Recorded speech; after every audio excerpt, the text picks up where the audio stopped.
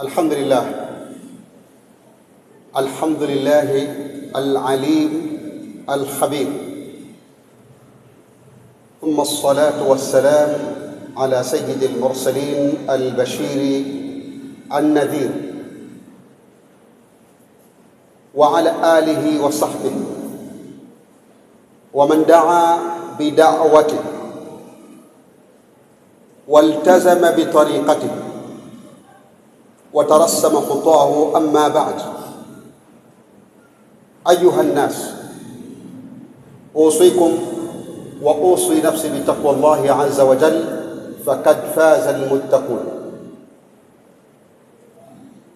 عن ابن عباس رضي الله عنه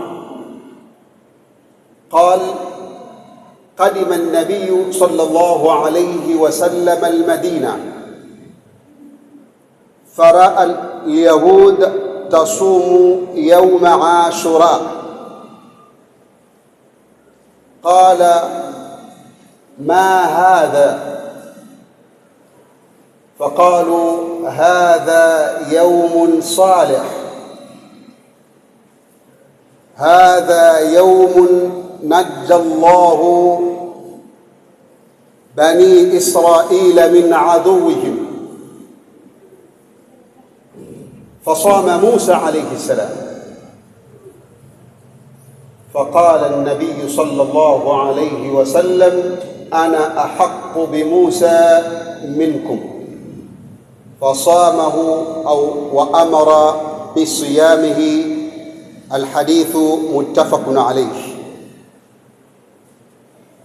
أحباب في الله، ابن عباس رضي الله عنه asema Mtume alipofika mji wa Madina ambao kabla ya hijra mji huu ukiitwa Yathrib na pia ukiitwa Twiba,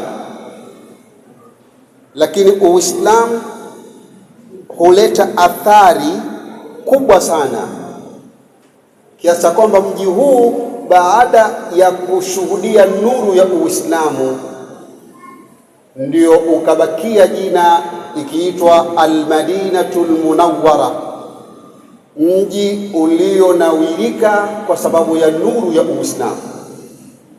Na hili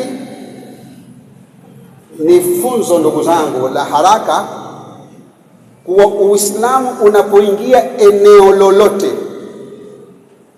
basi moja katika impact yake huweza kunawirisha mazingira. Kunawirisha huku si kunawirisha kuwa idadi ilikuwa kubwa ya Waislamu, lakini pia kutekelezwa kwa sheria ya Kiislamu na Mtume Muhammad sallallahu alaihi wasallam, ambaye dori yake Madina ikazidi kuwa si tu hamilur risala bali ni raisu daula. Sallallahu alaihi wasallam akawakuta Mayahudi wanafunga siku ya Ashura. Mtume akawauliza, siku hii ina nini nyinyi Mayahudi, mbona mnafunga? Mayahudi wakasema, hadha yaumun salih, hii ni siku nzuri ambayo Mwenyezi Mungu aliwanusuru Banu Israil dhidi ya Firaun. Mtume alayhi salatu wassalam akasema, mimi nina haki zaidi ya Musa kuliko nyinyi. Kwa nini? Kwa sababu nyinyi si wa kweli, muliamini baadhi ya mitume na mkakanusha baadhi ya mitume, lakini pia nyinyi mna sifa ya ukaidi. Nyinyi ni viumbe mliokasirikiwa, mimi ndio na haki zaidi ya Musa. Basi sallallahu alayhi wasallam akafunga siku hii, na hadithi inasema wa amara bisiyamihi, na akaamrisha umma wake uweze kuifunga siku hii. Amri inayokusudiwa hapa si amri ya wujub, si amri ya lazima, bali ni amri kwa maana nadbu, ila imesisitizwa mno kuifunga siku ya Ashura, siku ya 10. Abu Qatada al-Ansari, na hadithi ni amepokea al-Imam Muslim, akaeleza hikma ya kuifunga au malipo ya funga ya Ashura. Suila an-nabiy sallallahu alayhi wasallam an saumi yaumi Ashura, akaulizwa kuhusu habari ya mtu akifunga siku hii ya Ashura kuna nini? Sallallahu alayhi wasallam akasema, ahtasibu ay athiqu, yani na matarajio makubwa mbele ya Allah subhanahu wa ta'ala, ala Allahi an yukaffira as-sanata al-qabila al-madhiya, na taraji na yakini kuwa kuna malipo makubwa sana ya mwenye kufunga siku hii. Malipo yake anasamehewa madhambi ya mwaka mzima uliopita. Tumwomba Mwenyezi Mungu Subhanahu wa Ta'ala atujalie katika wale ambao tutapata msamaha huu wa madhambi, ambao bila shaka kuanzia Muharram ya mwaka 1447 bila shaka wewe ni mwanadamu umeteleza, hakuna aliyesalimika katika kufanya madhambi. Mpaka mwaka huu Allah Subhanahu wa Ta'ala awe atatusamehe na yale madhambi ambayo tumeyafanya, na sisi ni wanadamu kama ninavyoeleza, huwechi kuteleza katika maisha ya kila siku. Sadat al-Hudur, naqifu al-an biwaqfa muhimma jiddan fima yataallaqu an hadha al-yawm al-jalil. Tutasimama inshallah katika khutba yetu kuelezea siku hii ya Ashura ina significance na umuhimu gani katika maisha yetu, kiasi cha kwamba hiki kisa cha Ashura ni kisa cha zamani sana. Lakini kwa nini Allah Subhanahu wa Ta'ala akakilink kisa hiki na Al-Qur'anul Karim? Kuna aya chungu nzima, sura mbalimbali zikielezea munasaba wa siku kama hii. Fantabihu ayuha almuslimun wa naqulu wa billahi tawfiq. Kwanza, siku hii haikuitwa siku ya Ashir, na katika lugha ashara na ashir ni ile ile, lakini siku hii ikaja kwa jina la Ashura ala wazni faula. Wanasema watu wa lugha kwamba ikiitwa faula maana yake kuna hususia, kuna sifa maalum, kuna matendo maalum ya kihistoria, historical events, ambazo visa hivi viwe live katika maisha yetu ya kila siku.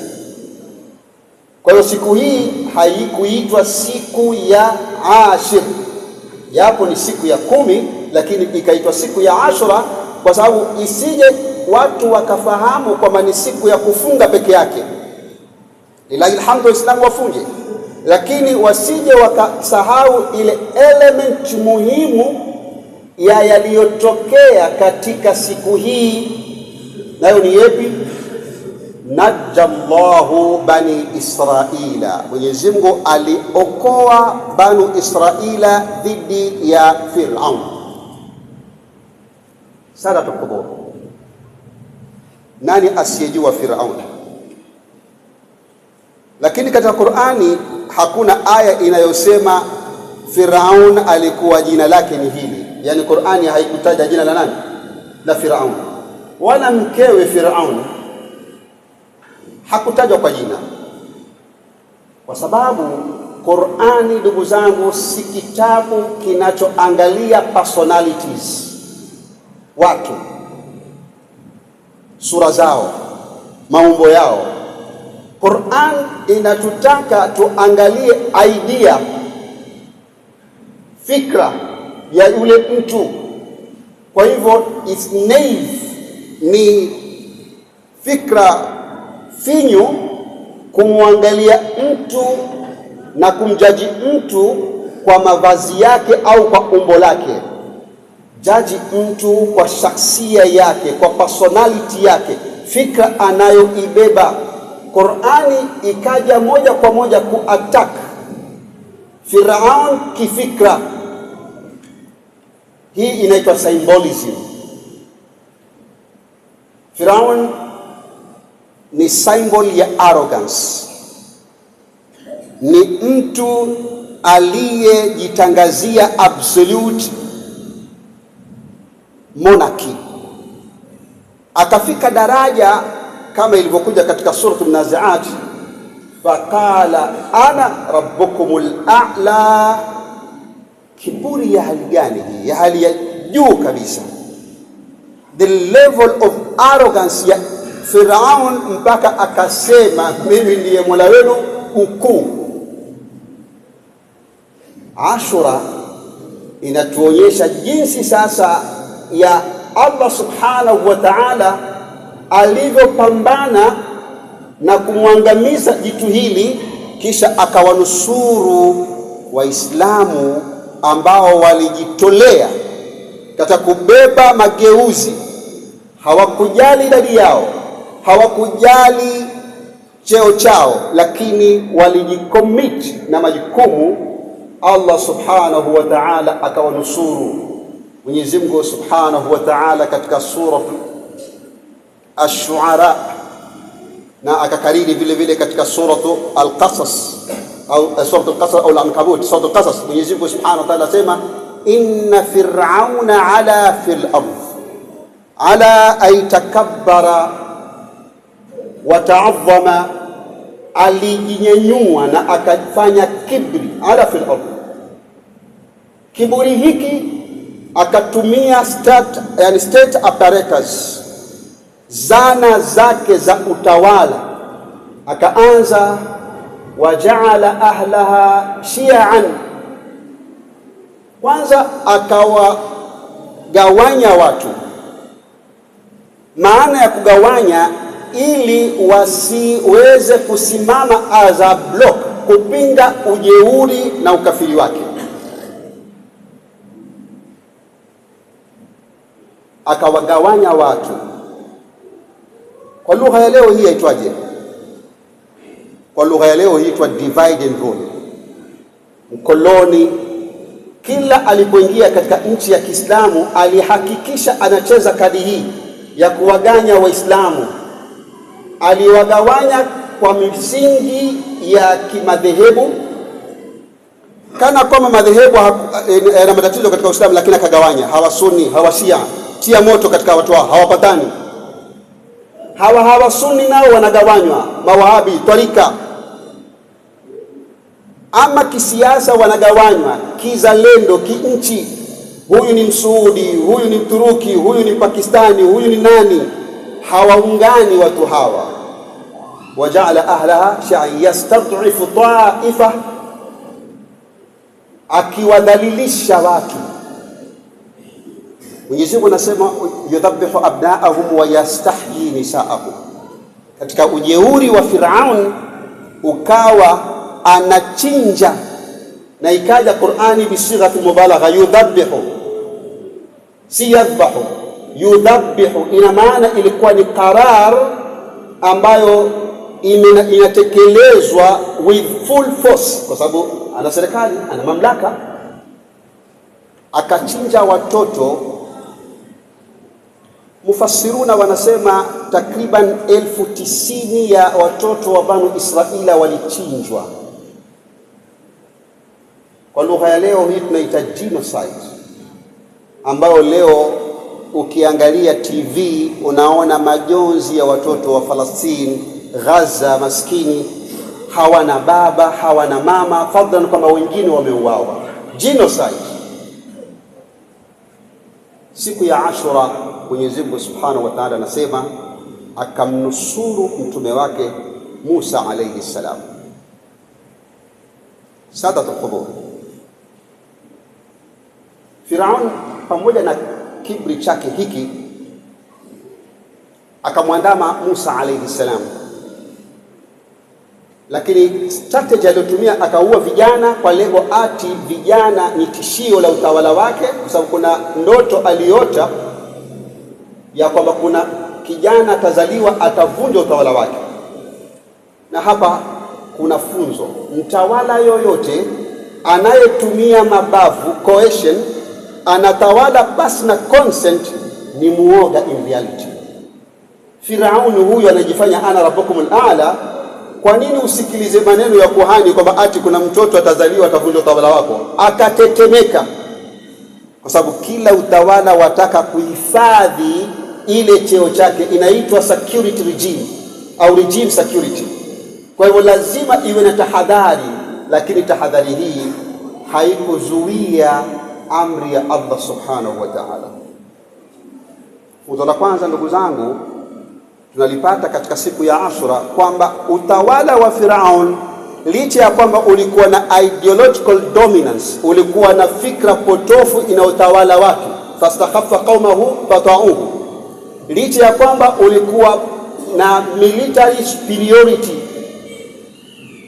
lakini utawala huu pamoja na nguvu zote hizi uliweza kuangamizwa katika siku ya Ashura.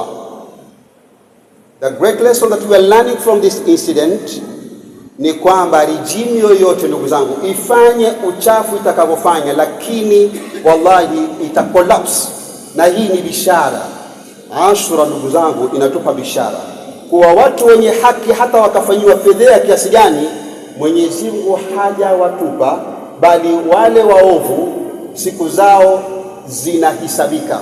Leo tutamzungumza Firaun kama nani? Kama mzoga. Hili ni funzo la kwanza, Ashura inatuambia hivi. Pili, ndugu zangu, funzo la pili la Ashura, tuna kitu kinaitwa ma'iyatullah, kuhudhurisha Mwenyezi Mungu Subhanahu wa Ta'ala hata katika circumstance yoyote ngumu. Isikutoke hii, unaweza ukashindwa kuelewa mambo ni vipi. Kwa nini Mwenyezi Mungu intervene Gaza, wapi watu wanauawa, kwa nini?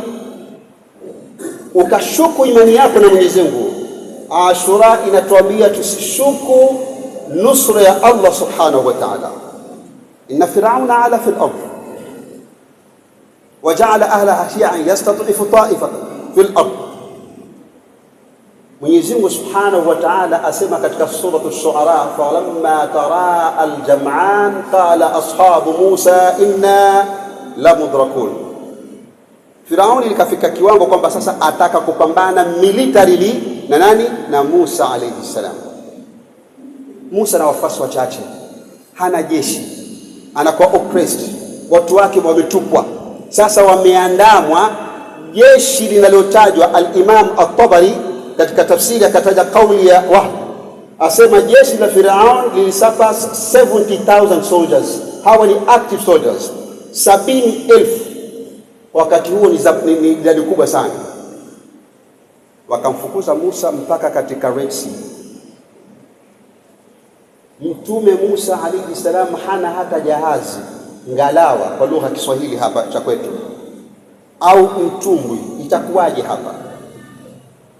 Hapa wafuasi wake wakasema wa inna la mudrakun, hakika Musa leo tumeshindwa, leo tumefikishwa hapa. Manake in reality bahari iko pale, huna hata mtumbwi, itakuwaje? Sikizeni jibu la Musa alayhi salam. Sikizeni Ashura inavyotuambia, kalla inna ma'i rabbi sayahdi. Akasema mimi hakika haiwezekani, mimi nina Mola wangu ataniongoza. Na akatumia lafzi ya rabb hapa, tofauti na Mtume sallallahu alaihi wasallam akatumia tamko la inna Allaha ma'ana alipokuwa katika pango.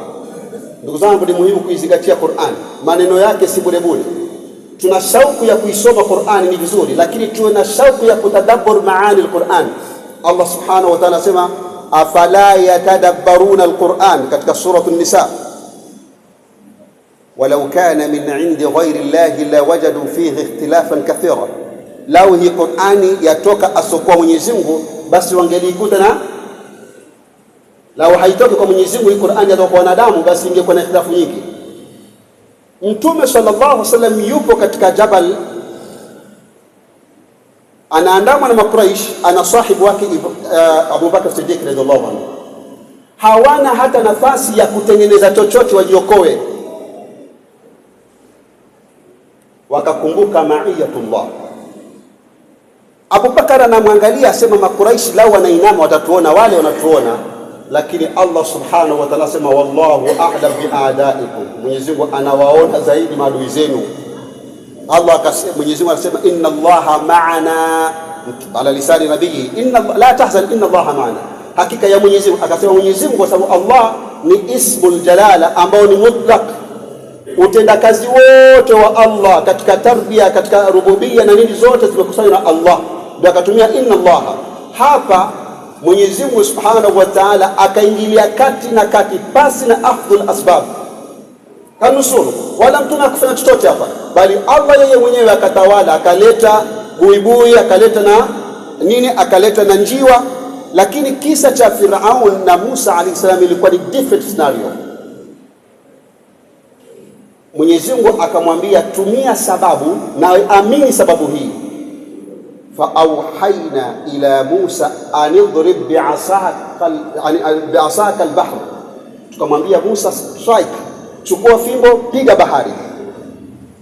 Na hapa akasema rabbi inna ma'i rabbi, akasema yeye badala ya kusema inna ma'ana, kwa sababu asili bani Israila wanatakiwa baadaye waamini risala ya Musa. Kwa hivyo maudhui ilikuwa ni Musa baada ya tukio hili, ile fika ya watu iwe ni kubwa zaidi, akiwaokoa kutoka hapa kwa amri ya Allah. Bila shaka watu watakuwa na confidence na ujumbe wa Musa alayhi salam. Ndio maana Musa akasema inna rabbi ma'i, inna ma'i ya rabbi sayhadin. Allah subhanahu wa ta'ala, tamko lilotumika ni rabbi, rabbi ay mudabbir. Akamwambia chukua fimbo piga. Alipopiga bahari kama vipi, fanfalaqa fakana kullu firqin, fakana bahari ikapasuka ikawa kama katawdil adhim, kama jabali kubwa. Firaun kwa sababu ana kibri hakuzingatia kwamba labda hii ni scheme nategwa mimi, kwa sababu mtu mwenye kibri huwa hafikiri, na Mwenyezi Mungu akitaka kuangamiza kwa haraka ni kuwa na kibri. Sasa Firaun akaangamizwa kwa sababu ya kibri. Ungefikiria huyu Musa siku zote ananiambia haya, imekuwaje hii bahari hapa?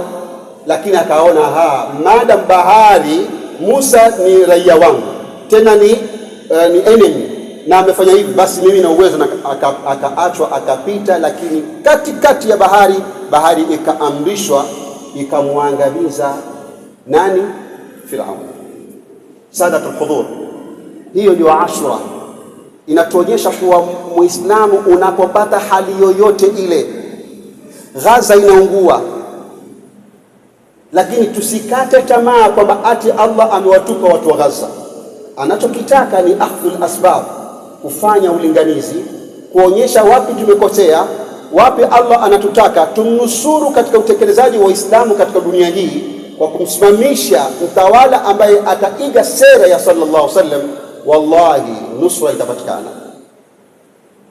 Na ndio maana Ashura, ndugu zangu, nikimalizia hotuba yangu, inatuonyesha jinsi ya Firaun nyuma alivyokuwa akitarget watoto. Ashura na vijana nyinyi mna resource kubwa, na ndio maana maadui zenu wanalenga kuwahujumu vijana. Kuna miongoni mwenu mnahujumiwa kwa kusambaziwa unga ili mtokone nyute, musiwe maimamu, musiwe majidawa. Wengine wenu mnategwa na mtego wa Allahul munazzam. Leo mazungumzo yote bara Afrika, Ulaya, Arabuni, wapi, ni FIFA World Cup, ambayo ukiangalia mtandao wake wafuasi wa FIFA wanashinda population ya Tanzania. Over 68 million followers wa Twitter au wa mitandao ya FIFA. Wote wanajua top players, wanabashiri nani atashinda katika, je, Afrika itakuwa vipi? Morocco isha qualify katika raundi ya pili, South Africa it goes on and on. Je, mabarobaro hawa wanaoshughulishwa na mpira wanajua Madinatul Munawwara kwamba ilifunguliwa na kijana ismuhu Mus'ab bin Umair?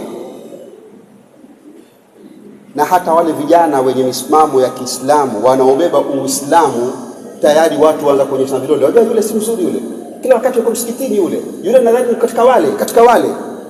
Waislamu tuko targeted na youth ni targeted kwa sababu youth wana possess ability na capacity ya change. Kwa hivyo Firaun akatarget hivi, lakini plani yake Mwenyezi Mungu Subhanahu wa Ta'ala akaipindua. Ndugu zangu, Ashura Mtume alifunga mwaka wa pili hijiria, na mwaka wa pili hijiria Waislamu wakashinda vita muhimu sana, vinaitwa vita vya Badri.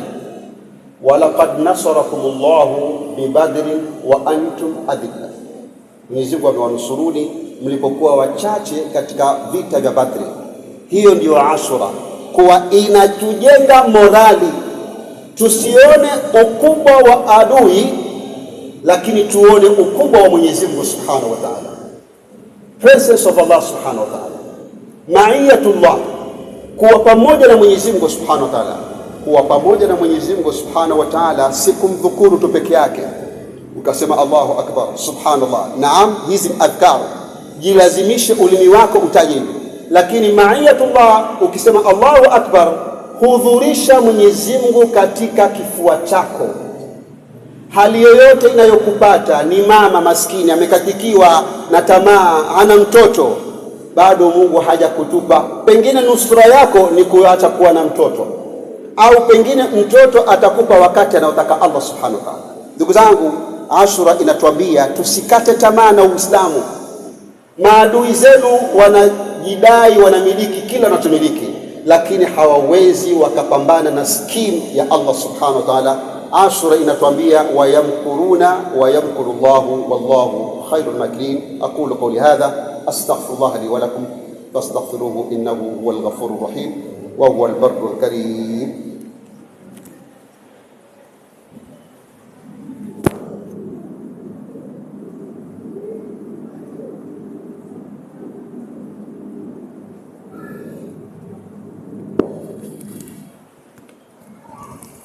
الحمد لله والصلاة والسلام على أشرف الأنبياء والمرسلين وعلى آله وصحبه المهديين.